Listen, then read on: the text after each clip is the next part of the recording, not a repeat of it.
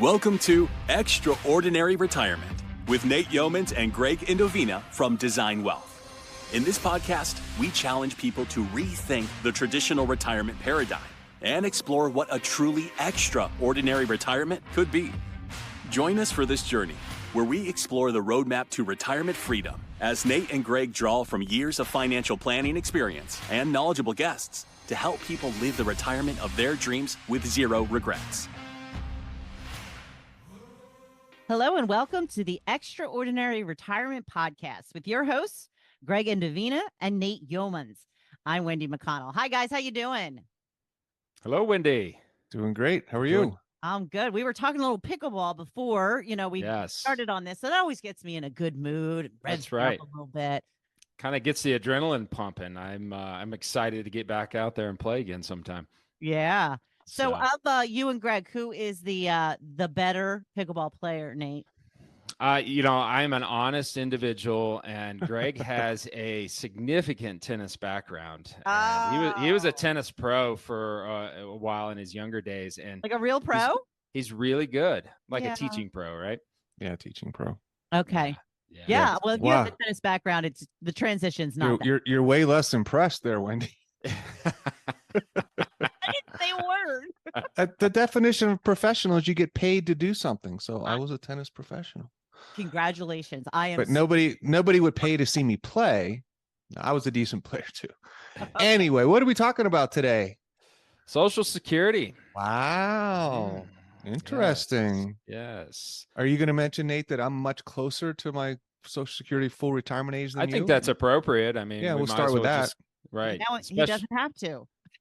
That's right. Especially for those that don't watch our YouTube channel, they can just know that, Gregg, you are generationally gifted more than I am. I can't wait till I'm taking Social Security from the money you're paying into it. I just can't wait for that day.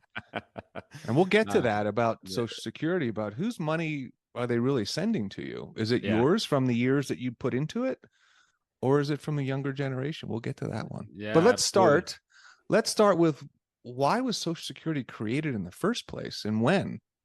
And it really happened under the New Deal, under FDR during the Great Depression, right? You had 25% unemployment or something like that. Mm-hmm. And you had a bunch of young people clamoring that they wanted jobs. So the solution that the government came up with is, let's get the old people out. And how do we get the old people out? This idea of retirement didn't exist at that time, by the way. Right. No. And how do you get the old people to stop working? You get the young people to pay them through a new program called Social Security. There you go. Brilliant. And it was very fiscally stable back then, because what was it, like 16 people were paying into the program for every one person that received it? Yeah, for every dollar that somebody got, I think there was 16 paying in. And I don't know exactly what that ratio is today, but let's just say that it is not even close to the same ratio. I think it's like 2.3 or 2 or 3 to 1 now. Yeah. It's and we'll get to the potential future challenges, but that was the beginning of Social Security, and really the beginning of the whole concept of retirement in this country, because without that payment, you typically couldn't stop working. Yeah. And you mentioned, we were talking about this the other day, that, also when people were, you looked at a lot of generations of farmers, for example.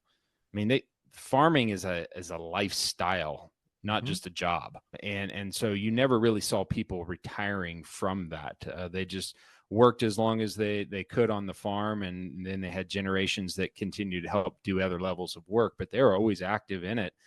And I saw my grandfather do that exact same thing. And however, when you start working on an assembly line and you start doing a monotonous job of the same repetitive thing over and over, all of a sudden that purpose of and that lifestyle around your profession and what you do started to change quite a bit as well. And so people were looking for ways to get out of doing that sort of thing. And so it was kind of an interesting transition of the young needed jobs, and the older some of them were not enjoying what they were doing long term or physically unable, and we needed a social program to help with that transition. And that's what Social Security was designed to do. You know, some other interesting history about Social Security, Wendy? Let's talk about Ida Mae Fuller. Ida Mae Fuller was the first person to ever collect a Social Security check. How Wow. cool is that? Yeah, she collected her first check on January 31st of 1945. Guess how much that check was for? $14. Ooh, you're pretty close. Wow. $22.54. Per month. Okay. That was per Okay. month. That was per month. Yeah. So Right. $22.54 per month was her check. She was the first person to ever collect a Social Security benefit. And Nate, what was the how long did people live back then typically? You know, life expectancies was, somewhere in the 60s. 60s, yeah. Yeah. Okay. Just to set the backdrop for the punchline of the story. So here's your next question, Wendy. How long did Ida Mae Fuller live? I'm going to say 87. Wow. She died in 1975 at age 100. Oh, Man, talk about the actuarial tables of Social Security getting flipped upside down, right? Is that we were expecting Ida not to live that long and collect that $22.54 per month. However, she made it until 100 years old. And so wow. just a little feedback or a little trivia on Social Security. So now at parties, you will be a big hit. Wow. Yeah. If you can tell the story of Ida Mae Fuller. I can't wait till my next party. You can win some bets, win some drinks. Right. There you go. Thank you for that trivia. I appreciate it. Absolutely. Let's get into some of the drier stuff, Nate. Just some of the basics and different benefits, spousal benefits. Yeah. All right. Let's kind of dive into that, and at the end of the day, let's go through the basics. We're going to get into a little bit of strategy here in a little bit, but we always have to make sure we set the foundation when it comes to Social Security. And so, first and foremost, how in the world do they calculate Social Security? And what they do is it's based off of what's called an earning credit.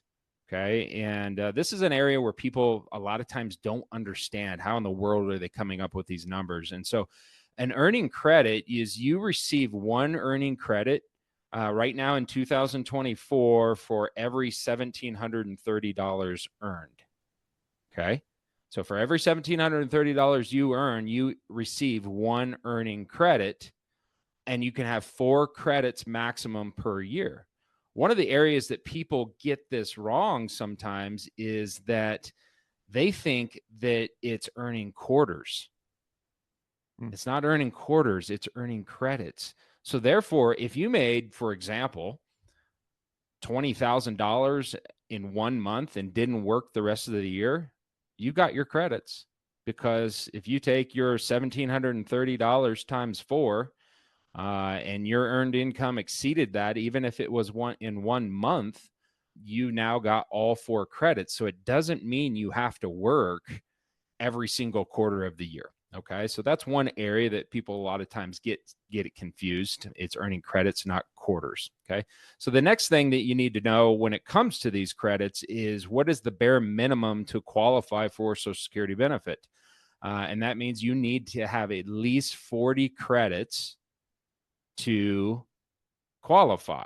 So that means essentially 10 working years, right? And so you need to have 40 credits to qualify, 10 years of work. And then the way that they ultimately calculate your benefit is based off of your highest 35 years. Okay. So if you think about it right now, as if we're in our prime earning years and you're continuing to work and you are doing well for yourself, you're kicking out maybe some of those earlier years in your life to where you didn't make as much. And so they're just going to look at the highest 35 earning years, and that's how they calculate your Social Security benefit. Okay. So next, what we want to get into is, all right, what are the important ages you need to know when it comes to Social Security? The first is there are really 4 ages that are the most important. Okay. The first one being is that if you are a widow, then age 60 is the earliest in which you can take Social Security. Okay, so if you unfortunately are a widow, you can qualify for Social Security starting at age 60. If you are not a widow, the rest of the information I'm going to share with you applies to you. And that is the earliest that you can take Social Security is at 62. Okay, so if you take, so go ahead, Wendy. One quick question. So, you can't, if you're a widow, you have to wait until you're 60 or when your spouse would have been 60? Great question. So it would be when you're 60. Okay, gotcha. Yep. And yep. Nate, what about a widower? Help me understand the question, Greg. A man who loses his wife. A widow is typically the woman who loses the husband. It Same doesn't thing. matter. Same thing. Yep. So you were referring to both. Okay. Yep. Just to clarify. Referring to Good. both. If you are not a widow or a widower, thanks, Greg. If you're not widowed. That's right. So age 62 is the earliest in which you can take it. Okay. Now, what's important to know, though, is that if you take Social Security at age 62, while you're allowed to do that, number one is you are going to take a permanent reduction in your benefit. Okay.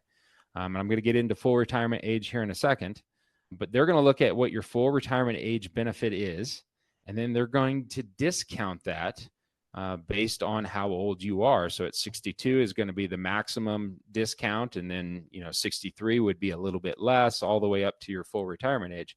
But the other thing that you have to keep in mind is if you take Social Security early at 62, then you have something called income earning limits. Okay. And there's a couple of areas where people get this wrong a little bit or have some misunderstandings, but income earning limits. And I think that here in 2024, if you make much more than $22,000 a year, for every $2 over that income earning limit that Social Security sets, you give $1 of Social Security back. Okay. So imagine a scenario to where you decide that, you know what, I'm going to go ahead and take my Social Security benefit early at 62 years old, and because I'm going to be retired, and now all of a sudden an opportunity comes your way to maybe do a consulting deal or work, and you decide, okay, I'm going to go back to work, and you end up making more money. Then what happens is that they will start sending you your Social Security checks because you applied for it. But once you start hitting those income earning limits, then they start reducing those checks, and eventually those checks will go to zero.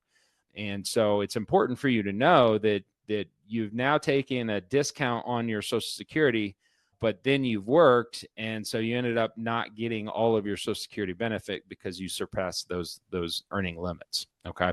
One other important thing to know about this, though, is if you do find yourself in that situation to where you have now surpassed the income thresholds for the year, and you've given, let's say you give 6 months of checks back, essentially. You only get 6 months of Social Security, and then the rest of the year, they don't even send you your check anymore because you're too far over the limit. You don't lose that money. So what they're going to do is that at full retirement age, they're going to look back and say, okay, you qualified for X amount of checks. You only got X amount of checks. And so we're going to add those back into the system, and your benefit would be recalculated at 67. Oh, okay. That's not bad. Yeah, not bad at all. So it's important to know. Sometimes people think, oh gosh, if I take it early and then I surpass the income earning limits, then I've lost that money forever. That is not the case. And so just some good feedback. Okay, let's move on. Here's the good news is once you hit full retirement age, whatever that is for you, and by the way, that's based on your age. For a lot of people, we're getting to the point to where that for most is 67 now. Okay. So if you were born in 1960 or after, your full retirement age is 67 years old. And then if you were born before that, it's different. And you'll find it'll be 66 in so many months, depending on the year that you were born. So, but the point is that once you hit full retirement age, that income earning limit scenario goes away.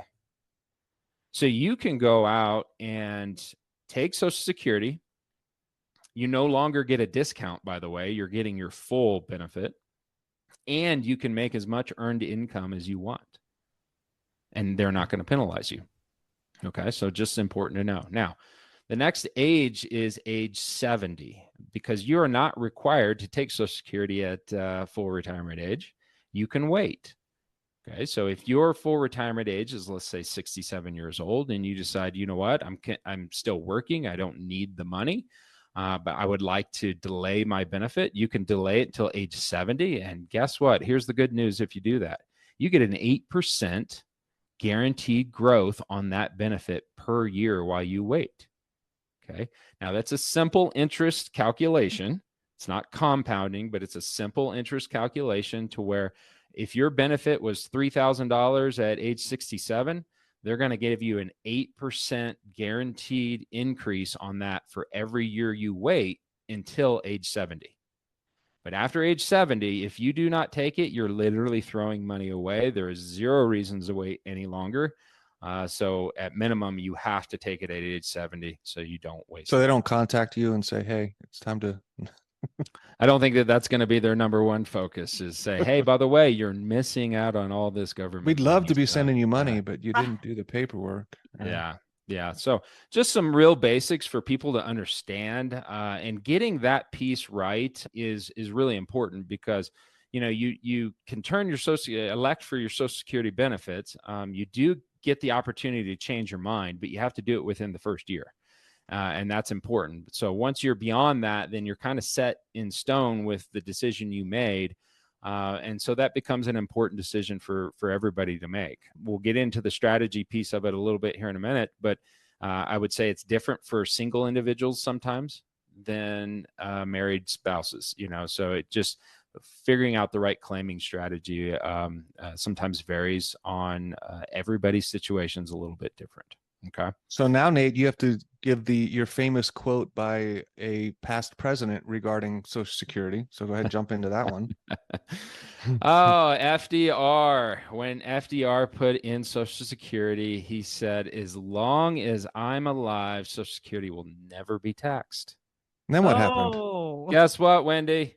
He died. He died. Touche, right? Social Security is taxed, believe it or not. Oh, yeah. And so many people don't realize that. Yeah. So how is it taxed, Nate? Okay. And how much? This is the part that I think people get a little bit frustrated with, and I understand sometimes. So what they're going to do is there is this thing called provisional income. Okay. What in the world is provisional income? Provisional income is all earned income. Any distribution that you take from your IRA or 401k is provisional income, which also means your required minimum distributions from their retirement accounts is considered provisional income. Any 1099s you get from your brokerage account, any pension income, rental income, even interest from municipal bonds, which is interesting because municipal bonds are typically tax-free, sometimes federally or at the state level, but that interest does calculate towards your Social Security taxation and provisional income. And oh, by the way, Wendy, guess what? If that's not enough to add to the provisional income list, they also take half of your Social Security benefit and count it towards the provisional income. And Wendy, do you know why they do that? Because they're money hungry. Because they can. Yeah, they're grubbers. Because they're can. Taking my money over and over again. All right. So if we're, in one aspect, Wendy, is you're going to say, you know what, though, I'm glad they're doing it because maybe that's going to add a little longevity in the system. So maybe you might actually see a check. Maybe. But if we get into it, at the end of the day, when they look at all those income sources, okay, that I just listed, which is called provisional income. So think of all of the ones I just went through. So here's the deal. And I'm just going to go with married filing jointly to keep it simple. It's a little bit lower for single individuals. But if you make less than $32,000 a year of provisional income, then guess what? You don't have to pay any tax on your Social Security. If you make between $32,000 and $44,000, then 50% of your Social Security benefit is now subject to tax. And if you make more than $44,000 married filing jointly of provisional income sources, then 85% of your Social Security is subject to your ordinary income tax rate. Yeah, I'm looking at Wendy's face. So it's taxed 85%. It's 85% of it is taxable. No, Is I taxable. I get it. Yeah. Again, it's I'm not happy. Yes, nobody usually is. And so here's the thing is usually when we think about this tax and these low tax brackets, they've never been inflation adjusted.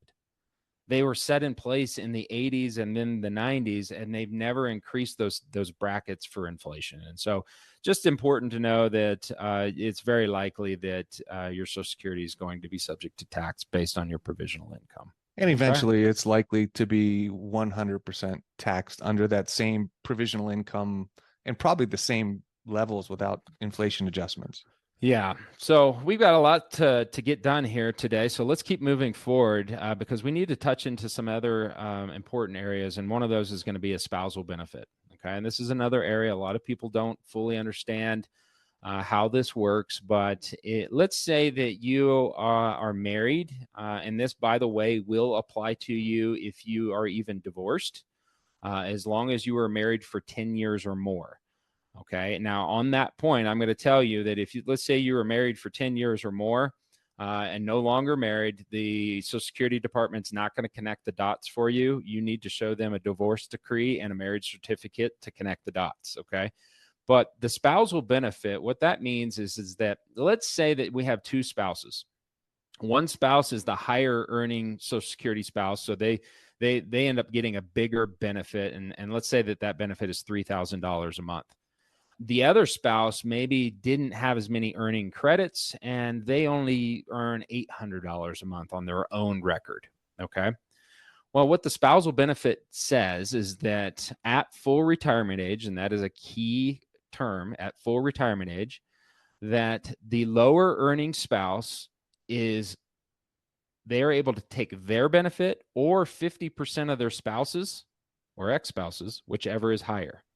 So in that scenario, if the higher earning spouse was getting a benefit of $3,000 and the lower earning spouse was at $800, they would actually step up from $800 to $1,500 because of the spousal benefit. Now, there are specific rules that you have to follow. Both spouses have to be at least full retirement age or older, and the higher earning spouse has to be claiming their benefit at that time.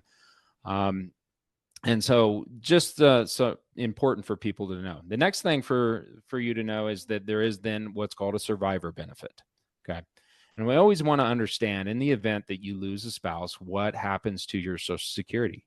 And it's fairly simple. The lower earning spouse is going to lose their check and they will inherit the higher earning spouse check. Okay. And so in that scenario I just went through, if they were getting the spousal benefit at $1,500 a month and the other spouse was at $3,000 a month and that higher earning spouse passed away, the lower earning spouse would lose their $1,500 and they would inherit the $3,000, but they are not going to get both checks. Okay. Yeah. So super important for everybody to know. Okay. Now moving forward, there are some other things that are common that people run into, and it's not uncommon for somebody to have a government pension. Maybe it's a teacher's pension or another government pension that they have not been paying into the Social Security system quite as much. And so there are two offsets, and one of them is called the windfall elimination provision. So imagine that you have a let's say teacher's retirement pension. And that portion of your career that you were a teacher and qualified for that pension, you were not paying into the Social Security system. However, you did end up earning enough working credits or earning credits to qualify for your own Social Security benefit as well, because maybe you had another career of some sort to where you're able to get enough 10 credits or more. Well, what the windfall elimination provision will do is it's a calculation to basically say, how do we take the benefit you're getting from your pension, and they do a calculation to offset how much you're able to get in Social Security. Okay. And so that is important for you to know. Now, the government pension offset is a little bit different. So imagine that you are an individual that has that teacher's pension, but you've never worked outside of that system to where you paid into the Social Security system. So you don't have enough earning credits. However, do you still qualify for spousal benefits or survivor benefits? Okay. So what they're going to do is that they're going to look at how much are you getting in your government pension, and then they're going to offset that by 2/3 to see if you qualify for survivor or spousal benefits. And so just to give you a quick example, if you are a teacher maybe getting a $6,000 a month pension, they're going to reduce that by 2/3, which is $4,000. And if that $4,000 exceeds your survivor benefit or a spousal benefit, then you get none of your spouse's Social Security. And so a lot of times we see that government pension offset completely eliminate any survivor benefit or spousal benefit. So just Nate, two important things to know. what about a corporate pension? Let's say you work for AT&T and they're offering, you've worked there for 30 years and you have a $4,000 a month pension from them. Well, that's a little bit different because if you worked for a corporation, you've been paying into the Social Security system the entire time. So that you're going to get both. Yep. You're going to get both. You're going to get both. The government stuff. Absolutely. Good. Yep. So, Greg, why don't we move forward and our time that we have left today to talk about, gosh, when should we take Social Security? And it's not a simple answer. And a lot of times clients come in or prospective clients and they say, when should I take it? Or I went online and I filled in some information on this calculator, and nearly every single time it says, wait till age 70 and maximize. Why wouldn't you? Some of the things you have to consider about maximizing, the first is while you're waiting to maximize at age 70, and let's say you retire prior to that, whose money are you spending to fund your lifestyle? And then that's the first one we should talk about, is spending down your own assets while you're waiting for it. Right. There's this idea that, let's wait and try to maximize a check. But if you're gutting your life savings in the process, does that make any sense? Because beyond your spouse, you can't leave your Social Security to the kids, but you can leave your money to the kids. And so there is this delicate balance of, gosh, if I'm going to try to wait, and let's say you retire at 62 years old and you want to wait to maximize your check to age 70, I get the math behind it. That's a significant increase. However, that's 8 years of you spending your nest egg. And you've got to know what kind of problem could that potentially create down the road, because that's money I can't get back while I'm waiting to take a Social Security check. So, and there's the crossover point. Yeah. I mean, at the end of the day, everybody asks, what's the perfect time or perfect strategy? I said, tell me the day you're going to die. I'll tell you.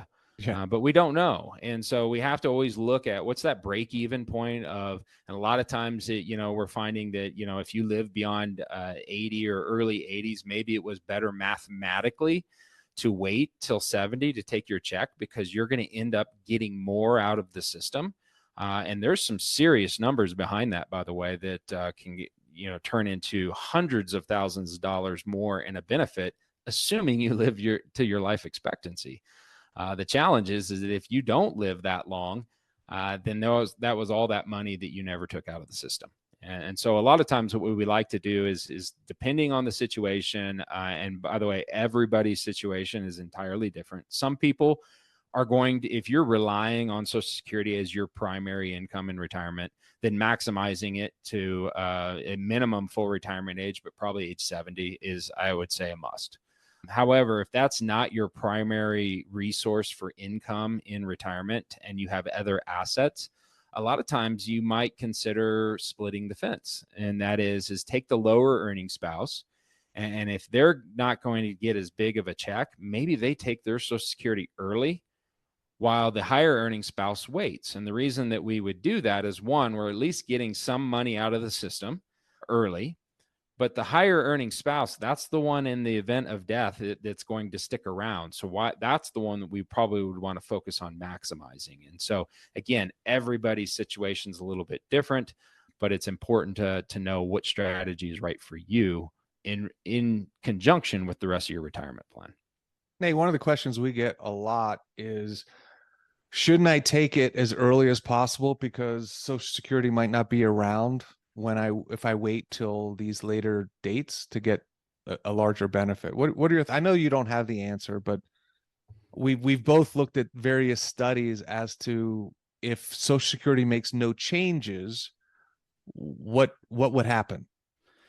Well, it is running out of money, and there's no denying that. And the system is, set to essentially be insolvent. And so there's a lot of things that they can do about it. But, the things that I hear is that at minimum that if nothing is done, they're going to have to, I think it's around 2037. I need to double check that. But that they would at minimum have to reduce benefits by 25%.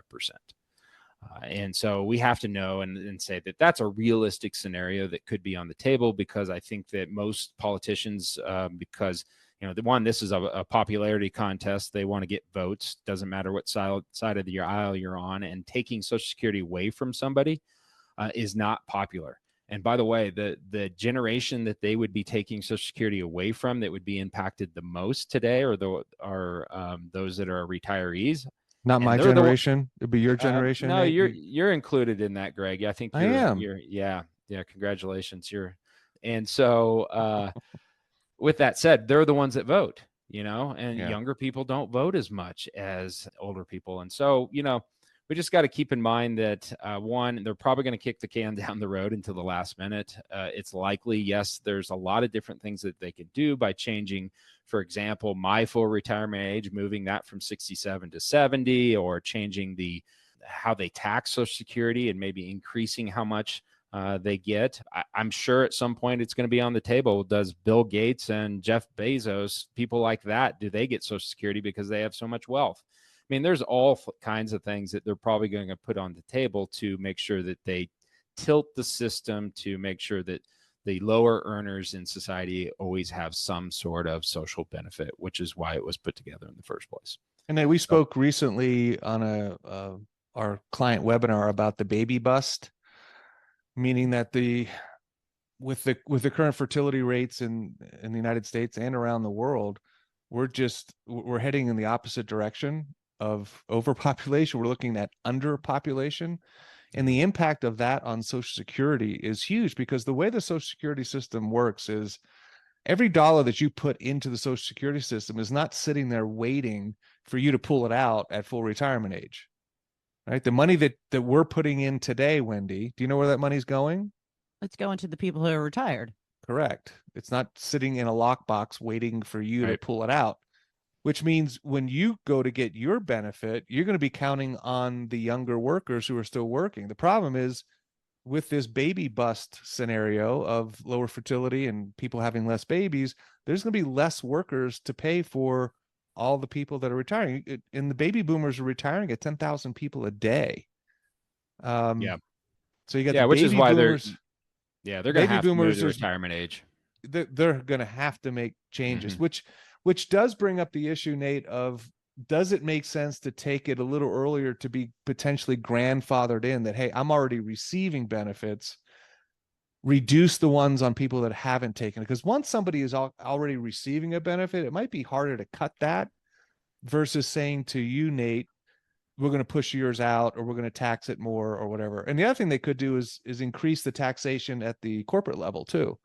Yeah, there's a lot of things that trust me, there's tons of bend points that they can do to add more longevity in the system, and all of those things will have to happen. I think the important thing is that whether you're going to decide to take it early because you're afraid the system's going to run out of money and you want to be quote unquote grandfathered in, or you're looking at saying, how does this become a bigger asset for me and an income source in retirement? Everybody needs to do their own analysis, and they have to do it in conjunction with their retirement plan. Social Security is not a standalone decision, in my opinion. I think that you really got to look at that and say, okay, at what order am I turning income sources on, whether it's from my own nest egg or from the Social Security system, and which gives me the highest probability of success. And then it's easier to make decisions on whether you decide to take the risk of the system running out of money and not being grandfathered in, et cetera. So, Wendy, I know that's a lot, and we could probably go for another hour on Social Security, but we're running out of time here. So, but we do have to get it right, though, Nate, because it is, for most people, many people, their home and their Social Security benefit over time are their two biggest assets.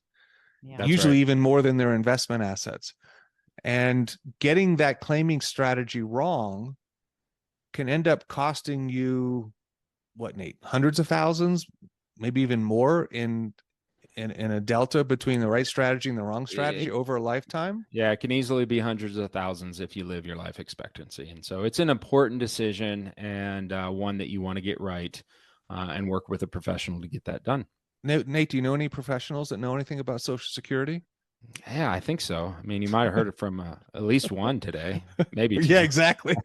I'm just firing in jokes here from time to time. But yeah, Nate knows his stuff. If you haven't figured that out.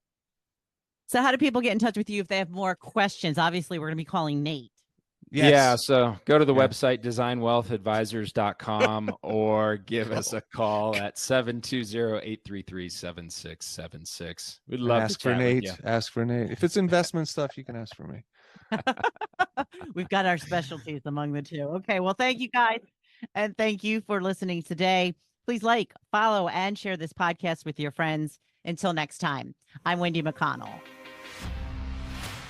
Thank you for listening to the Extraordinary Retirement Podcast. Click the follow button to be notified when new episodes become available. Visit our website at www.designwealthadvisors.com or give us a call at 720-833-7676. Content here is for illustrative purposes and general information only. It is not legal, tax, or individualized financial advice, nor is it a recommendation to buy, sell, or hold any specific security or engage in any specific trading strategy. Results will vary. Past performance is no indication of future results or success. Market conditions change continuously. This commentary reflects the personal opinions, viewpoints, and analysis of Design Wealth Advisors. It does not necessarily represent those of RFG Advisory, their clients, or their employees. This commentary should not be regarded as a description of advisory services provided by Design Wealth Advisors or RFG Advisory, or performance returns of any client. The views reflected in the commentary are subject to change at any time without notice. Advisory services offered by investment advisory representatives of RFG Advisory, a registered investment advisor. Design Wealth Advisors and RFG Advisory are unaffiliated entities. Advisory services are only offered to clients or prospective clients where RFG Advisory and its representatives are properly licensed or exempt from licensure. No advisory services may be rendered by RFG Advisory unless a client agreement is in place.